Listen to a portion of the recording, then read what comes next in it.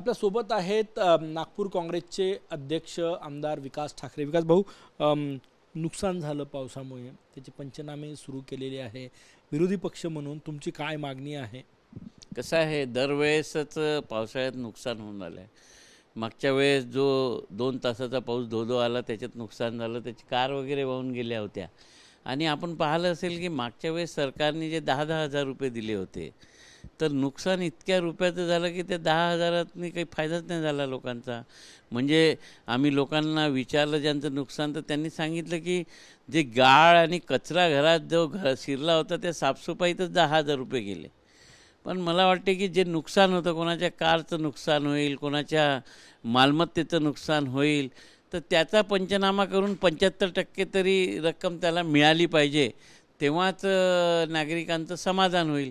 आणि येणाऱ्या दिवसांमध्ये आम्ही शासनाकडे ही मागणी करणार आहोत की जे नुकसान होते त्याच्या 75% तरी तुम्ही, नाही तर मग तुम्ही तर नसतर योजना काढून लोकांना पैसे देताच ना। म्हणजे आपण लाडकी बहिणी योजना देऊन झालो, कामगार कल्याणचा मध्ये किट वाटप करून झालो, परंतु अशा वेळेस खरंच अडचणीत जो मनुष्य आहे त्याला जर तुम्ही ज्या नुकसान भरपाईचा 75% हिस्सा दिला तर त्याला समाधान मिळेल आणि तो सरकारपासून खुश तरी राहील। तर येणाऱ्या दिवसांमध्ये सरकारने हे पाऊल उचलावं अशी विनंती सरकारकडे आम्ही करणार आहे। मोठं नुकसान आहे, म्हणजे नागपुरात दरवर्षी पाणी साचतं, याचा परमनंट उपाय यावेळेस एका वेळेस पाऊस पण आलेला नाही। हो, याचा परमनंट उपाय म्हणजे नागपुरात पाऊस अनेक दिवसांपासून येतो, पण असं घरात पाणी शिरलं नव्हतं। नागपुरात जे नवीन डेव्हलपमेंट झालं, जसं मेट्रोची स्टेशनं झाली, कुठे कुठे सिमेंटचे रस्ते झाले, मग सिमेंटचा रस्ता बनवत असताना बाजूला ज्या ड्रेन बनवल्या, तर या भागातलं पाणी या भागात जात होतं, ते पाणी तिकडे साचून आहे ना।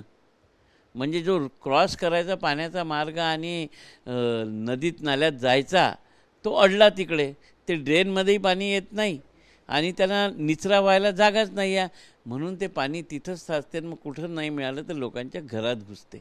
पहिले कसं होतं की रस्ते सिमेंटचे होते, ते खाली होते, ते खाली रस्ते असल्यामुळे पाण्याचा मार्ग होता तो निघून जायचं। आता हे रस्ते बनवत असताना अनेक ठिकाणी आपण त्या ड्रेन उंच केल्या, रस्ता लहान केल्या, तर तिकडल्या भागातलं पाणी त्या ड्रेनमध्ये पोहोचत नाही, ते लोकांच्या घरात पोहोचते। तर याचं कुठेतरी ऑडिट झालं पाहिजे की आपण कोणकोणत्या भागात हे प्रॉब्लेम्स आहे, कोणत्या भागात आपण रस्ते बनवले। आता हे आमच्यासमोर मेट्रो स्टेशन बनलं, या मेट्रो स्टेशनचा जो खांब टाकला आहे त्या ड्रेनेजमध्ये टाकल्यामुळे पाणी तिथेच थांबून राहते, जातच नाही। म्हणजे कित्येक ॲक्सिडेंट त्या पाण्यात झालेले आहे। तर जेव्हा मेट्रोनी काम केलं तर ज्या ठिकाणी जे ड्रेन होत्या त्याच्यात जर त्यांना कॉलम उभा करायचा असेल तर तिथंच करून टाकला त्यांनी, पाणी तिथेच थांबून आहे ते। तर असे अनेक जे विकासाची कामं झाले आहेत, या इंजिनियर्स लोकांनी जे कामं केल्या, कारण तू जनप्रतिनिधी कुठलाही असो, आमचा पक्षाचा दुसऱ्या पक्षाचा सरकारमधला, त्याचं हे काम नाही राहत। हे काम प्रशासनाचं राहते, हे काम अधिकाऱ्यांचं राहते की आपण हे काम करत आहे, त्यामुळे येणाऱ्या दिवसांमध्ये नागरिकांना फायदा होणार आहे की सोय होणार आहे। जर आपण केलेल्या डेव्हलपमेंटमुळे नागरिकांना फायदाच नसेल होत तर त्या डेव्हलपमेंटचा उपयोग काय, असा एक प्रश्न आहे।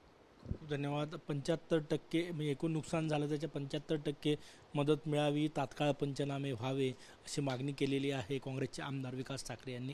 कॅमेरामॅन सचिन सयामसह गजानन उमाटे, TV9 मराठी, नागपूर।